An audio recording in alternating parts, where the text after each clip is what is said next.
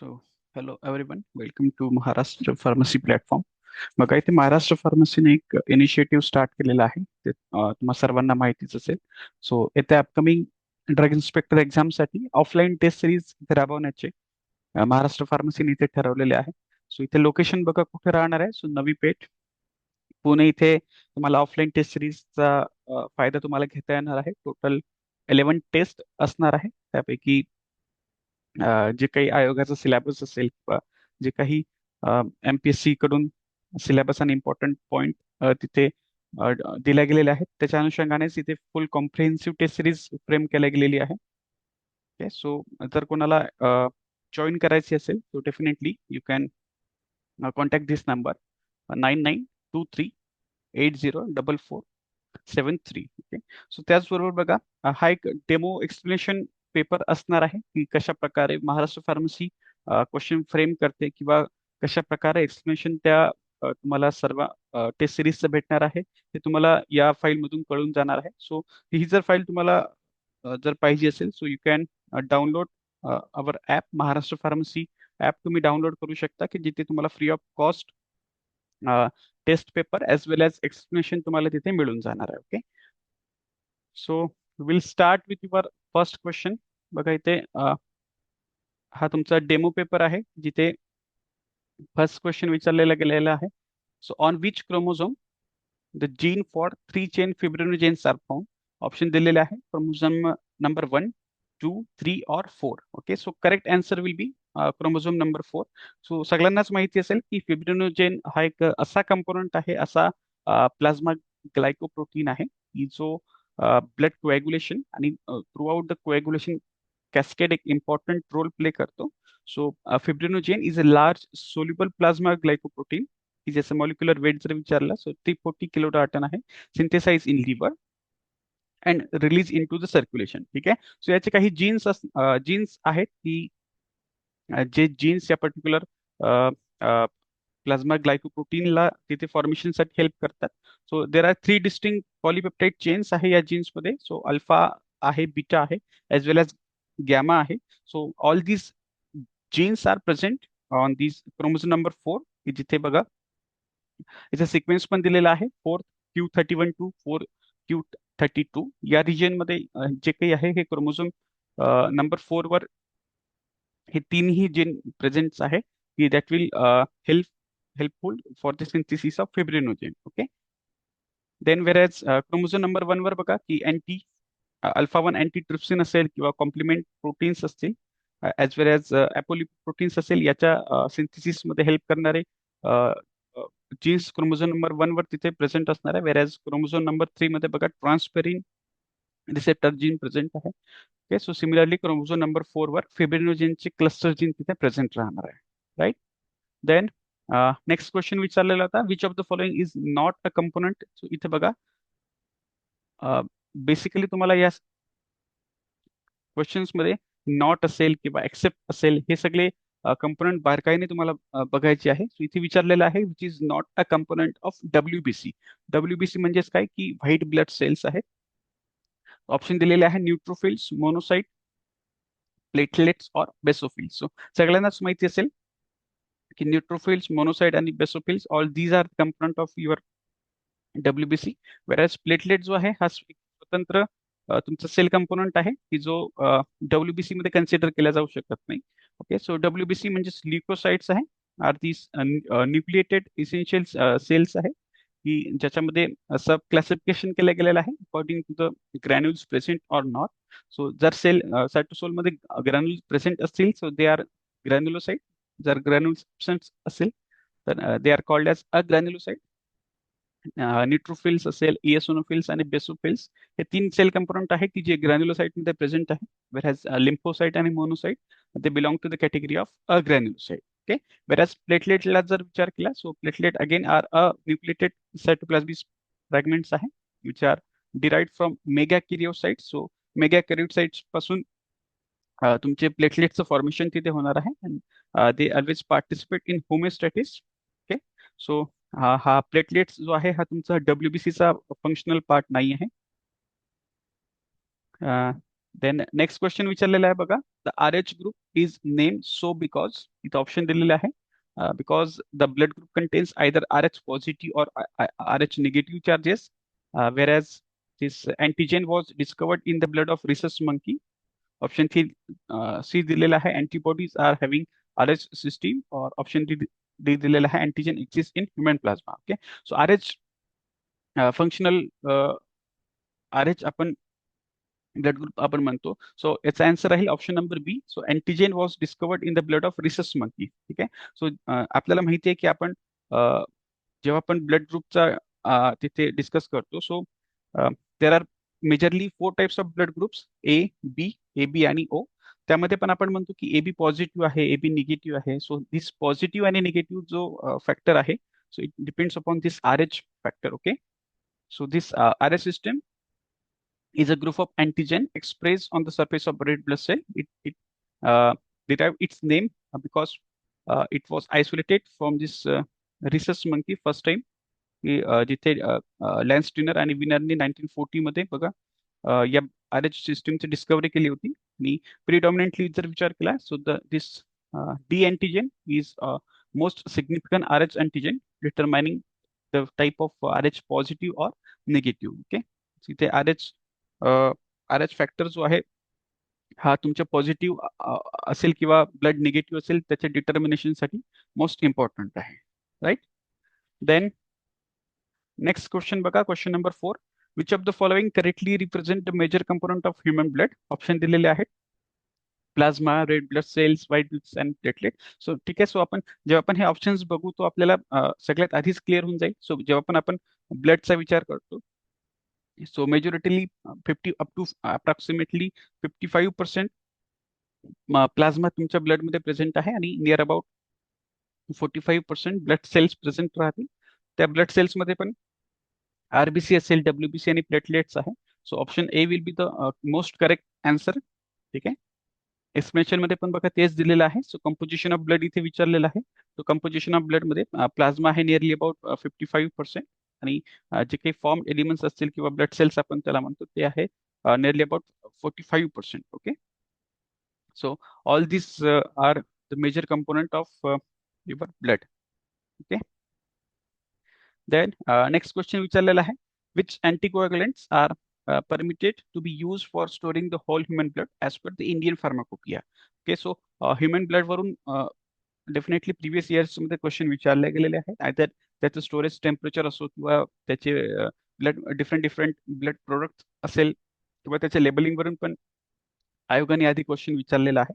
So इथे बघा विचारलेलं आहे तुम्हाला अँटीकोएग्युलंट्स म्हणजेच ब्लड बँकचे डेफिनेटली इथे अँटीकोएग्युलंट विचारलेले आहेत. सो ऑप्शन दिलेले आहे एसीडी असेल किंवा सीपीडी आहे, और लो मॉलिक्युलर वेट हेपॅरिन्स और sodium warfarin.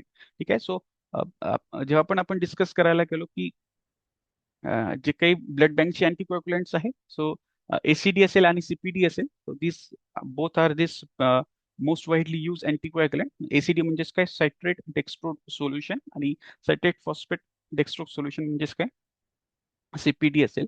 वेरॅज low molecular weight heparins आणि सोडियम वारफारिन आहे हे ब्लड बँकच्या केसमध्ये ॲज अ अँटीकोएग्युलंट आपण जनरली यूज नाही करत. ओके, सो दिस एक्सप्लेनेशन मध्ये पण तेच दिलेलं आहे. So Indian pharmacopoeia prescribe the citrate based solution for blood storage since this binds to calcium, म्हणजेच चिलेटिंग एजंट म्हणून तिथे काम करतात आहे.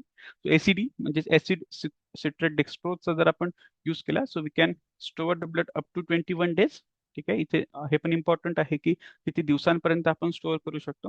वेरॅज सीपीटी म्हणजेच सिट्रेट फॉस्फेट डेक्स्ट्रोज आहे, याचा जर यूज केला तर 35 days we can store our blood. Okay, हे इम्पॉर्टंट क्वेश्चन होता with respect to blood coagulants और अँटीकोएग्युलंट्स. राईट.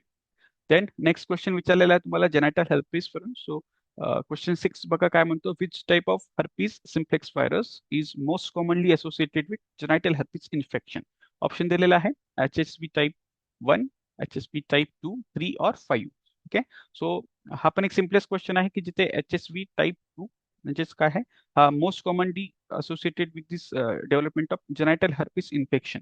म्हणजेच काय, एक्सप्लेनेशन मध्ये पण तेच दिले आहे बघा. So जेनायटल herpes is most commonly caused by this HSV2 virus, yeah, and it has strong जेनायटल किंवा अनाल म्युकोसल लेअरवर त्याचा मेजॉरिटली इफेक्ट होतो. आणि सेक्शुअल कॉन्टॅक्ट थ्रू जर मोड ऑफ ट्रान्समिशन जर बघितला तू, it is transferred through a sexual contact. Whereas HSV1 त्यालाच आपण म्हणतो की it is related with oral herpes, म्हणजे जे काही कोल्ड सोर्स असतात, सो त्याच्यासाठी रिस्पॉन्सिबल असणारा व्हायरस आहे HSV type 1. वेरॅज HSV type 3 त्यालाच आपण काय म्हणतो, व्हेरिसिला ज्युस्टर व्हायरस आहे, की जो चिकन पॉक्स साठी पॉझिटिव्ह एजंट असेल. त्याचबरोबर सिंगला असेल तर त्याच्या डायग्नोसिसमध्ये पण HSV type 3 आढळून येतो. वेरॅज HSV type 5 म्हणजे सायटोमेगाली व्हायरस आहे, causes systemic and congenital infection. Okay, so genital हर्पिसचा विचार केला, so HSV type 2 is largely associated with genital herpes infection. Okay, then next question बघा, एड्स वरून विचारला आहे. So AIDS is which type of immunodeficiency disease, either it is primary, secondary, tertiary और quaternary. सो आपल्या सगळ्यांनाच माहिती असेल की एड्स आहे म्हणजेच काय, की आधी तिथे HIV इन्फेक्शनचं HIV व्हायरस इन्फेक्शन होणार आहे, and that will ultimately lead to the development of AIDS. म्हणजेच काय, की आधी HIV इन्फेक्शन होणार आहे, त्याच्यानंतर एड्स होणार आहे. दरफोर सिम्पली आपण इथे लक्षात ठेवू शकतो की it is a secondary disease. म्हणजेच काय, की इथे एक्सप्लेनेशन मध्ये पण तेच दिलेलं आहे बघा. So HIV it's cause by the human immunodeficiency virus which is a retrovirus families आहे, that infects and destroy CD cluster 4 cells. म्हणजेच काय, CD4 सेल्सवर तिथे अटॅक करणार आहे, which ultimately lead to the severe immunosuppression. Okay, so firstly HIV will attack and then it will ultimately lead to the formation of the condition called as AIDS. Okay, इथे difference मध्ये मग तेच दिलेलं आहे बघा. आधी HIV virus viral infection cause करेल, then it will lead to the successful formation of AIDS. Okay, then next question बघा, क्वेश्चन नंबर 8. हायपरसेन्सिटिव्हिटी वरून क्वेश्चन विचारलेला आहे. So type 1 hypersensitivity reaction is mediated by which antibodies. Option दिलेले आहे IgE, IgG, IgA किंवा IgM. ठीक आहे, so option number 4 म्हणजेच IgE जो आहे हा प्रिडॉमिनेंटली तुमच्या टाइप 1 हायपरसेन्सिटिव्हिटी रिएक्शन तिथे प्रिडॉमिनंट रोल प्ले करतो. टाइप 1 हायपरसेन्सिटिव्ह म्हणजेच काय, इमिजिएट किंवा अलर्जिक रिएक्शन्स आपण म्हणतो, which are mediated by IgE. आणि जे काही मास्ट सेल्स मध्ये जे काही मेडिएटर प्रेझेंट राहतील, त्याच्या डिनॅच्युरेशन मध्ये किंवा त्याच्या रिलीजमुळे तिथे अलर्जिक कंडिशन आपल्याला दिसून येते. बघा इथे इथे कंपॅरिझन दिलेलं आहे with respect to different types of hypersensitivity reaction. So type 1 hypersensitivity, it is mediated by IgE antibody, whereas type 2 म्हणजेच काय, की तिथे कॉम्प्लिमेंट ऍक्टिव्हेशन होणार आहे, जिथे IgG आणि IgM चा मेजॉरिटी रोल आपल्याला दिसून येतो. whereas in type 3 there will be a complex mediated hypersensitivity आहे. सो हे तिन्ही पण जे आहे हे इमिजिएट म्हणजेच ह्युमरल ऍक्टिव्हिटीचा पार्ट आपण कन्सिडर करतो. Whereas this type 4 is T cell mediated किंवा सेल मिडिएटेड हायपरसेन्सिटिव्हिटी आपण म्हणतो. ओके, सो हा चार्ट पण इम्पॉर्टंट आहे. आणि त्याचबरोबर याचे रिस्पेक्टिव्ह इम्युनोग्लोब्युलिन्स कोणते आहे यावरून डेफिनेटली इथे क्वेश्चन विचारू शकतो. राईट, देन क्वेश्चन 9 बघा.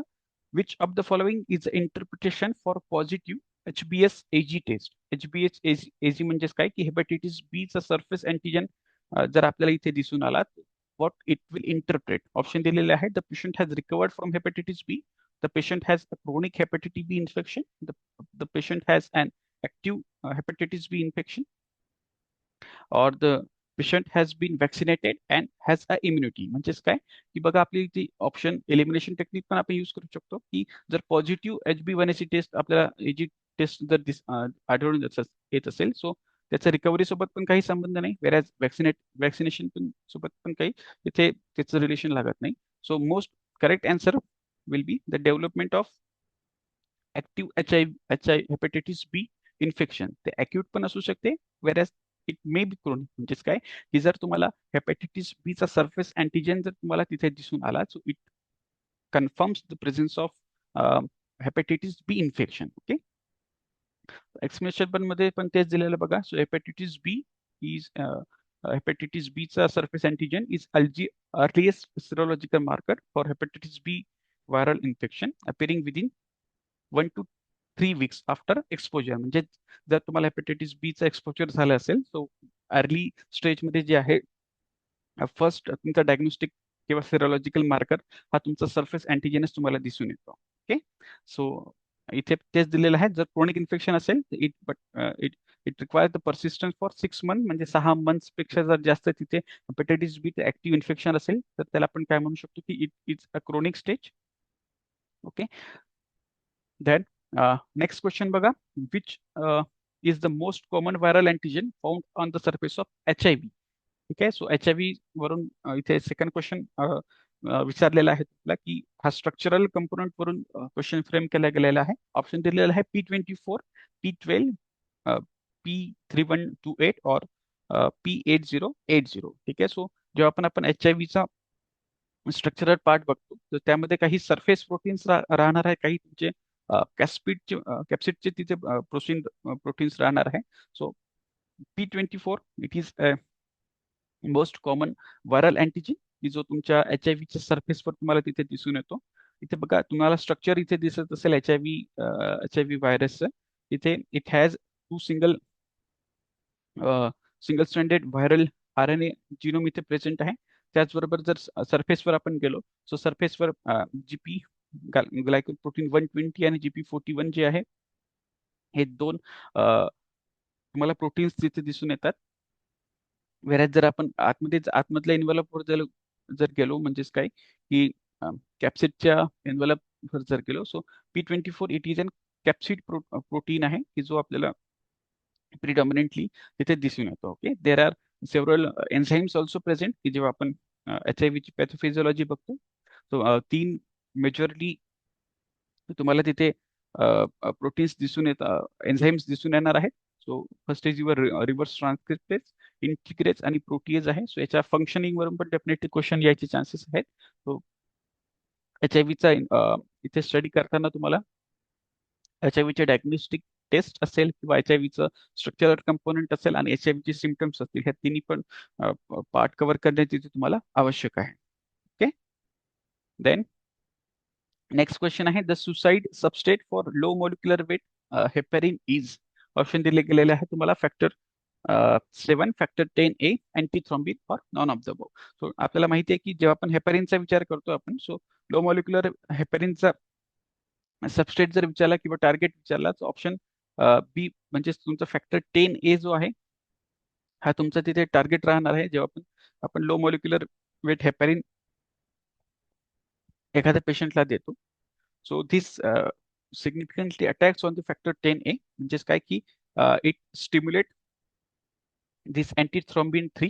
ठीक आहे, याच्यासोबत बाइंड करतात आणि it ultimately lead to the inactivation of factor 10A. म्हणजेच काय की तिथे पूर्ण जर फॅक्टर 10A तुमचं जर इनिबिट झालं तर पूर्ण तुमची क्लॉटिंग कॅस्केड तिथे इनिबिट होणार आहे. आणि हा तुमचा सिम्पलेस्ट क्वेश्चन विचारला होता की इथे फक्त बघा वर्डिंग तुमची तिथे थोडी कन्फ्युजिंग केली होती की सुसायटल सबस्ट्रेट म्हणजे त्याचाच अर्थ काय की याचं टार्गेट आपल्याला विचारलं गेलेलं होतं low molecular weight heparins, right.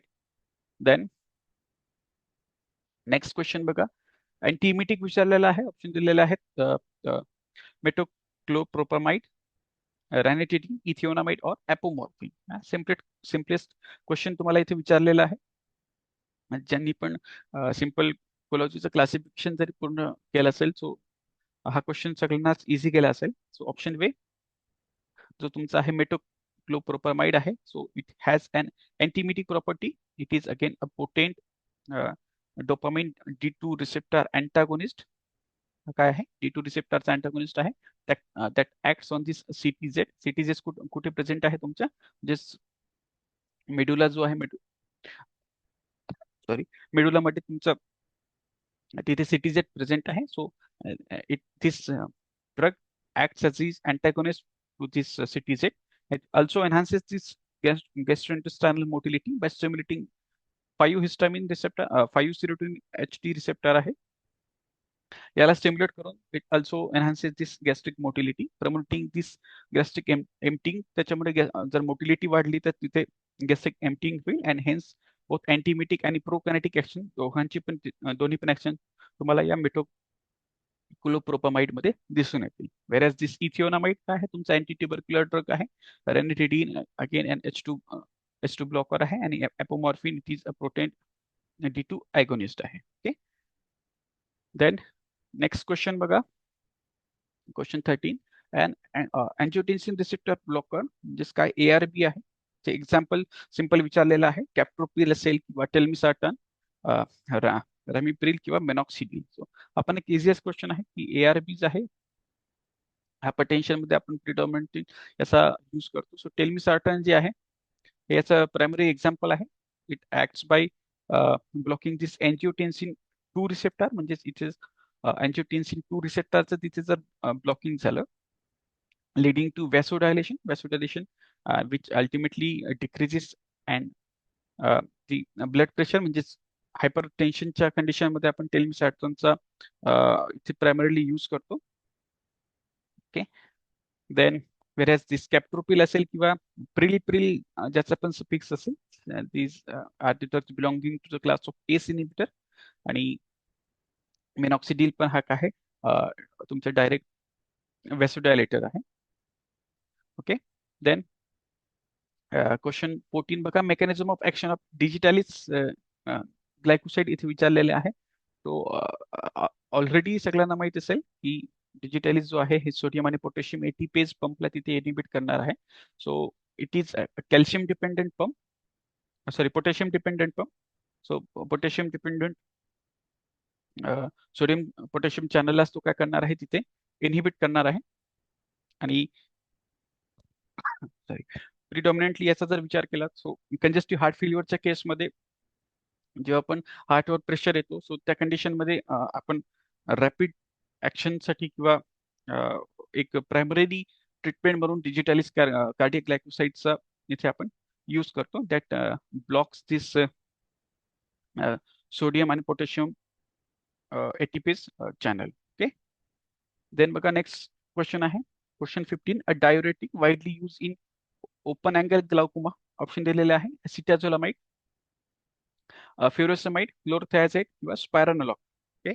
So जेव्हा पण आपण ग्लाउकोमाचा विचार करतो, सो ग्लाउकोमा अशी कंडिशन आहे की जिथे क्रेनियल इंट्राऑक्युलर प्रेशर जे आहे तुमचं वाढत आहे. सो त्या कंडिशन मध्ये आपल्याला काय करणार आहे, जर ट्रीटमेंट स्ट्रॅटेजी जर यूज करायची असेल, सो आयदर तुम्ही सिक्रेशन इनहिबिट करू शकता, किंवा त्याचं जे काही तुमचं फ्लुइड आहे, इंट्राऑक्युलर फ्लुइड, त्याचं आपण एलिमिनेशन किंवा एक्सक्रिशन वाढवू शकतो. ओके. सो हा तुमचा ॲसिटाझोलामाइड आहे, हा तुमचा प्रायमरी ड्रग आहे, that inhibits this carbonic anhydrase in this ciliary body of this eye, which is that ultimately lead to decrease bicarbonate formation. आणि aqueous humor जे आहे त्याचं प्रोडक्शन कमी करण्यासाठी ॲसिटाझोलामाइडचा आपण प्रायमरली यूज करू शकतो. ओके. देन नेक्स्ट क्वेश्चन बघा, hypnotics use in this geriatric patients. Option दिलेले आहे, पॅराल्डिहाइड आहे, ग्लुटेथियामाइड आहे, मेथीपॅरालॉन आहे, किंवा क्लोरल हायड्रेट असेल. सो त्याचं करेक्ट आन्सर आहे option number D, chloral hydrate. की हा एक चॉईस आहे, ड्रग चॉईस आहे इन पर्टिक्युलरली जिरियाट्रिक पेशंट. याचं रिझन बघा काय आहे, it is an mild sedative hypnotic that induces the sleep with minimum alteration in आरिया, म्हणजेच रॅपिड आय मुवमेंटच्या स्लीपवर मिनिमम अल्टरेशन तिथे असणार आहे. आणि त्याचमुळे काय आहे की जे काही ओल्ड एज पेशंट्स असतील किंवा जे काही जिरॅट्रिक पेशंट्स असतील, त्यांच्यामध्ये आपण प्रेफर करतो या क्लोरल हायड्रेटला. याचे काही ऍडव्हान्टेजेस पण असेल, बघा की जसे ड्रॉजिनेस आहे, इट कॉज लेस मॉर्निंग ड्रॉजिनेस, म्हणजेच काय की माइल्ड ऍक्शन असल्याच्याने ड्रॉजिनेसचा साईड इफेक्ट पण जो आहे तुम्हाला तिथे कमी आढळून दिसणार आहे. ओके. देन इथे बघा, NSAIDs non steroidal anti inflammatory drugs आहे, त्याच्या टॉक्सिसिटीवरून क्वेश्चन विचारलेला आहे. आणि तिथे कंपॅरिझन वाईज क्वेश्चन विचारलेला आहे. सो इथे बघा, रिलेटिव्ह नेफ्रोटॉक्सिक अमंग द अँसेट्स. ठीक आहे. सो ऑप्शन दिलेले आहेत, इंडोमेथॅसिन, फिनोप्रोफेन आणि आयबुप्रोफेन मध्ये इथे कंपॅरिझन करायचं आहे. सो ऑप्शन नंबर बी जो आहे हा तुमचा इथे मोस्ट करेक्ट आन्सर आहे, की जो फिनोप्रोफेन आहे हा मोस्ट नेफ्रोटॉक्सिक अमंग ऑल आहे, आणि व्हेरॅज आयबुप्रोफेन जो आहे हा तुमचा लिस्ट नेफ्रोटॉक्सिक आहे. ओके. सो एनसेट्स आहे म्हणजेच काय की ते प्रोस्टाग्लॅन्डिन सिंथेसिसला तिथे इनहिबिट करणार आहे. त्याच्यामुळे काय होणार आहे की व्हॅसोकॉन्स्ट्रिक्शन आणि अल्टिमेटली रिनल परफ्युजनला तिथे डिक्रीज करणार आहे आणि त्याचमुळे काय रिनल सिस्टमवर तिथे प्रेशर इन्क्रीज झाल्याचे करणारे नेफ्रोटॉक्सिक डॅमेज तुम्हाला तिथे दिसून येतो. त्यामध्ये पण फिनोप्रोफेनचा जो आहे हा हायेस्ट नेफ्रोटॉक्सिक पोटेन्शियल शो करतो. वेराज आयबुप्रोफेन जो आहे लोएस्ट आहे.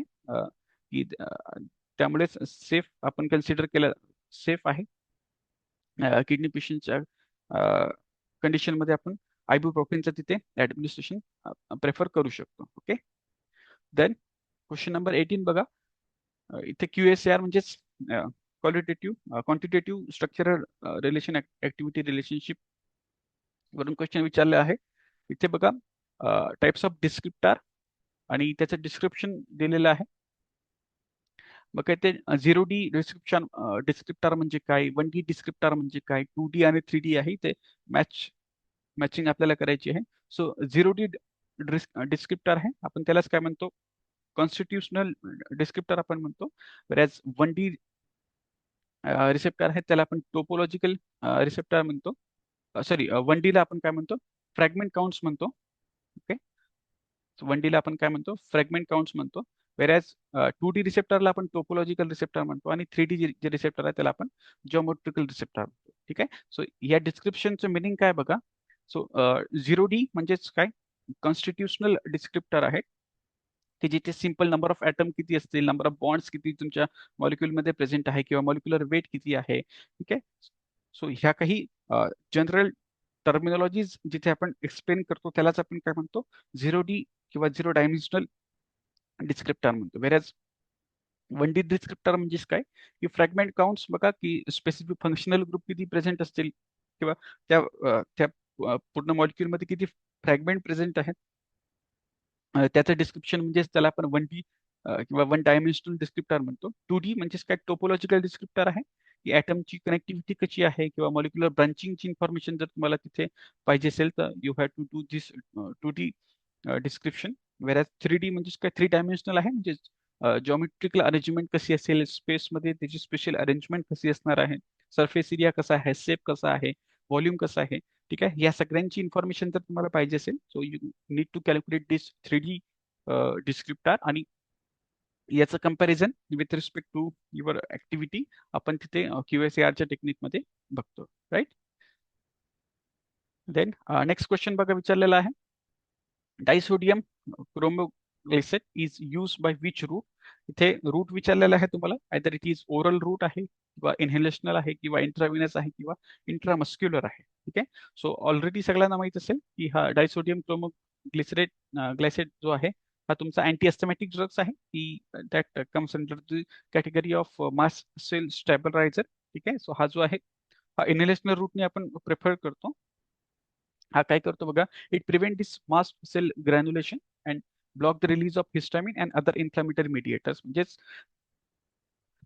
जेव्हा पण जेव्हा पण तुम्हाला तिथे तिथे अस्थमॅटिक एजंट किंवा एखादा ॲलर्जन तुमच्या बॉडीमध्ये जर येत असेल तर त्या केसमध्ये काय होत आहे की मास्ट सेलवर जे रिसेप्टर आहे, मास्ट सेलवर जे अँटीबॉडीज आहेत, जे कॉम्प्लेक्सिटी ऍक्टिव्हेशन होतं आणि मास्ट सेलमध्ये जे काही इन्फ्लॅमेटरी मीडिएटर्स आहेत ते तिथे रिलीज होतात.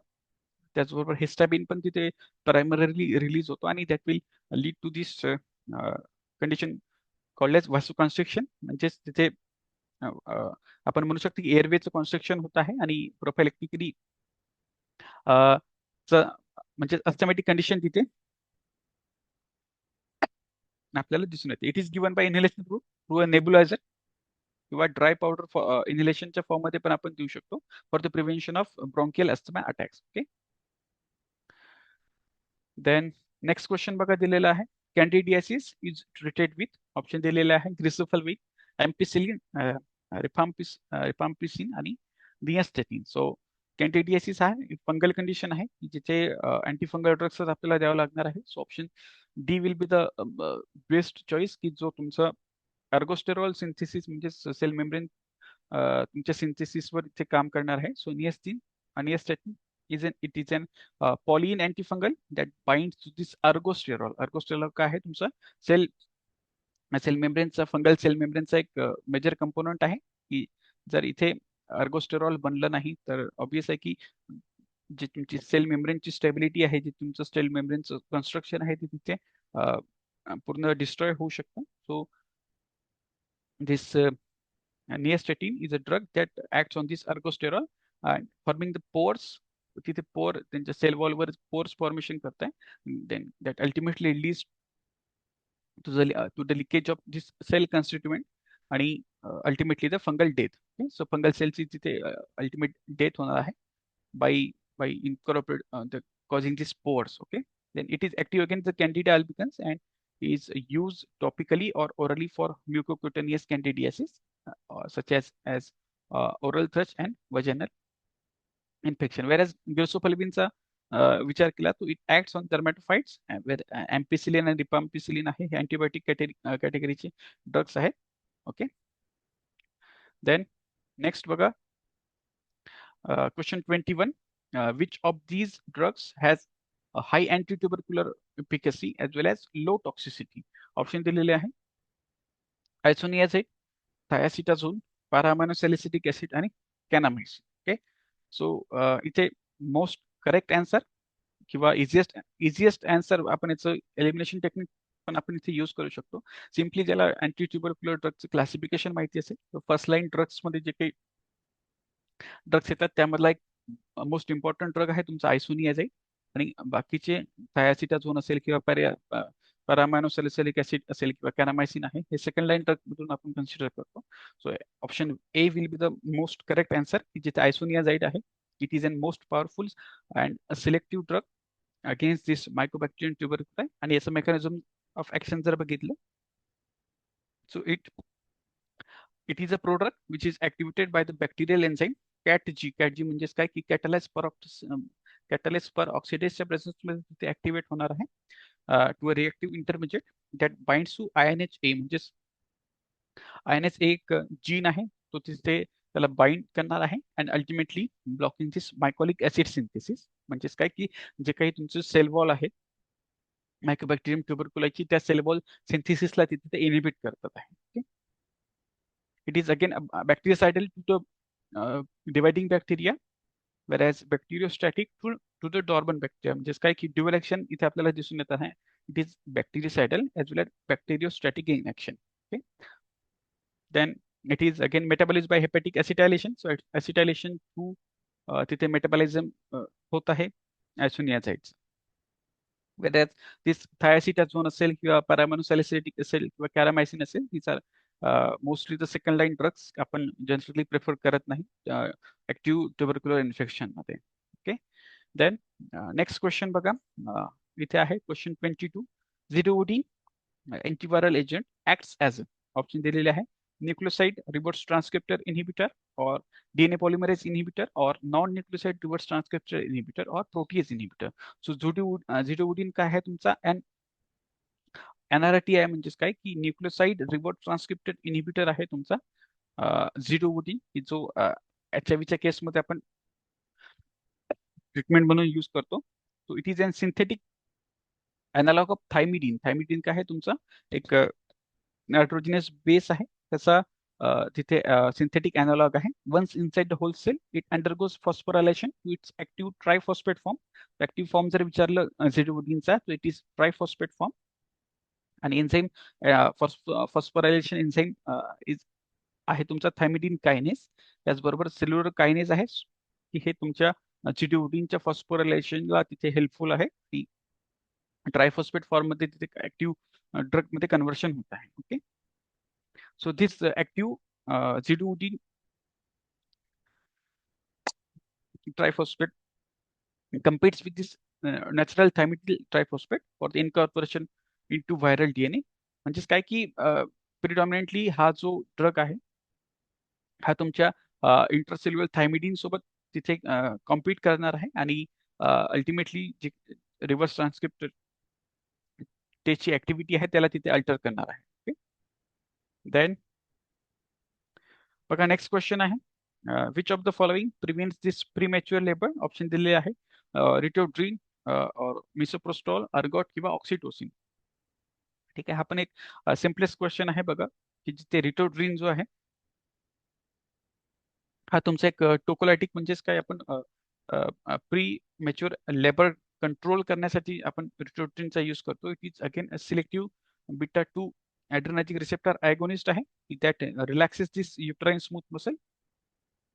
आणि मेकॅनिझम ऑफ ऍक्शन जर विचारलं so it follows the pathway of adenyl cyclase ला तो ऍक्टिव्हेट करते that increases this intracellular CMP level आणि सबसिक्वेंटली इनहिबिटिंग दिस मायोसिन लाईट चेन कायनेस आणि जो तुमचा कॉन्ट्रॅक्शनसाठी रिस्पॉन्सिबल आहे. म्हणजे इन शॉर्ट रिटोड्रीनचा जर विचार केला सो हा काय करणार आहे स्मूथ मसल युटेराइन स्मूथ मसलला तिथे रिलॅक्स करणार आहे आणि that's why it prevents this premature labour.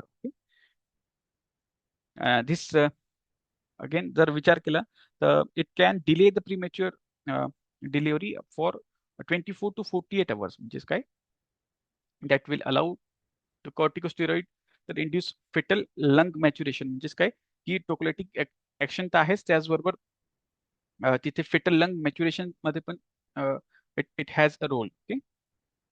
whereas ritodrine च्या ऐवजी मिझोप्रिस्टोल असेल किंवा ग्लुटामाइन असेल ऑक्सिटोसिन असेल so it has inverse action. Okay.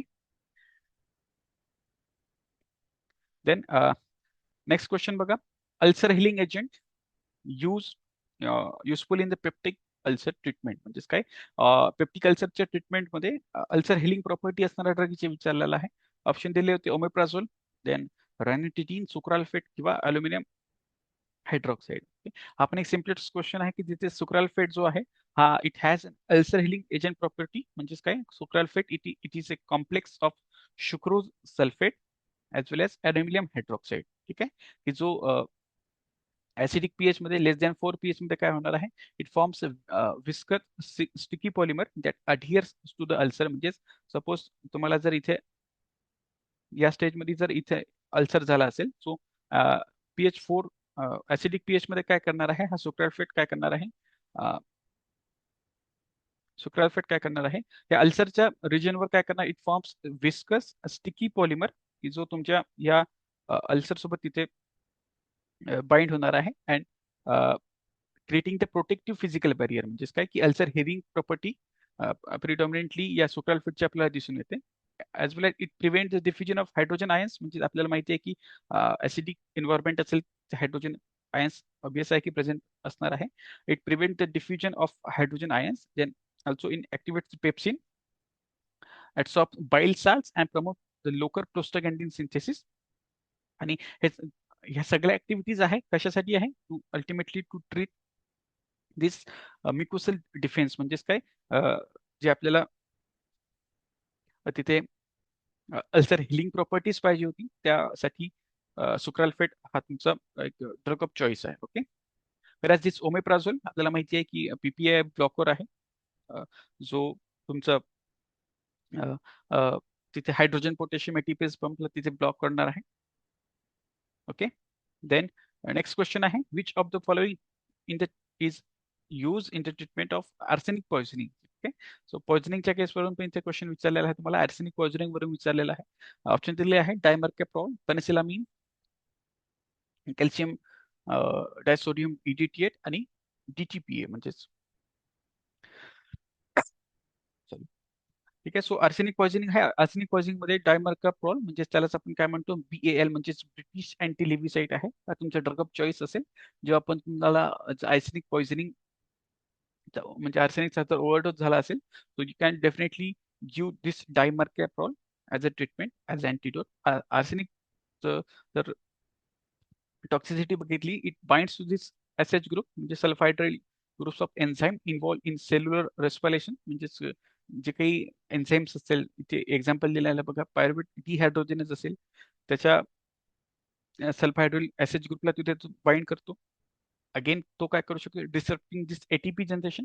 Therefore जर सर्व रेस्पिरेशनचा प्रोसेस जर तिथे कम्प्लीट झाला नाही तर अल्टिमेटली काय होणार आहे ATPचं जनरेशन पण तिथे कमी होणार आहे. त्याचबरोबर बघा डायमर्कॅप्रॉल आहे की हा एक असा कंपाऊंड आहे म्हणजे त्याच्या नावाचं आपल्याला दिसून येतो डायमर्कॅप्रॉल म्हणजेच काय दोन थायनोल ग्रुप किंवा सल्फायड्राइल ग्रुप तिथे प्रेझेंट राहणार आहे. It compete with this enzyme forming a stable non toxic and water soluble chelate that are excreted via urine. म्हणजेच काय की जेव्हा आपण आर्सेनिकची टॉक्सिसिटी आर्सेनिक लेवल बॉडीमध्ये इन्क्रीज होईल त्या कंडिशन मध्ये आपण काय करू शकतो की डायमार्केप्रॉल आहे हा ॲज अँटीडोट आपण देऊ शकतो की that has this similar sulfhydryl group जे काही आपली सेल्युलर रेस्पिरेशनची एन्झाईम्स होते त्याच्याऐवजी काय करणार आहे डायमार्केप्रॉल तुमच्या आर्सेनिक सोबत तिथे बाइंड करणार आहे. Okay, so it is given intramuscularly route of administration जर विचारलं so it is given intramuscularly. Okay, so अशा प्रकारे आपण बघा इथे आज 25 क्वेश्चन आपण कंप्लीट केलेले आहे. सो रिमेनिंग क्वेश्चन जे आहे हे आपण नेक्स्ट लेक्चरमध्ये कंटिन्यू करू. Okay, thank you.